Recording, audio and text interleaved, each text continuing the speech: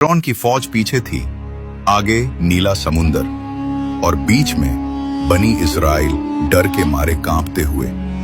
उन्होंने चीख कर कहा, ए मूसा, हम तो खत्म हो गए, आगे मौत है, पीछे फिरौन। हजरत मूसा खामोश खड़े रहे, न घबराए न पीछे मुड़े। उन्होंने नजरें ऊपर उठाईं और अल्लाह को पुकारा। अल्लाह ने हुक्म दिया, ए मूसा, अपनी लाठी समुंदर पर मारो। मूसा ने फौरन लाठी मारी और एक पल में पानी दो हिस्सों में बंट गया।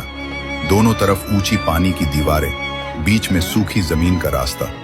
अल्लाह का मोजिजा। जमीन ने चीख नहीं मारी, पानी ने शोर नहीं किया, बस रास्ता बन गया। कौम चल पड़ी अल्लाह के हुक्म पर भरोसे के साथ। लेकिन फिरौन घमंड में बोला, अगर मूसा पार हो गया तो मैं क्यों नहीं। वो भी घुस गया पूरी फौज के साथ। और जैसे ही मूसा का आखिरी आदमी पार हुआ, अल्लाह का दूसरा हुक्म आया।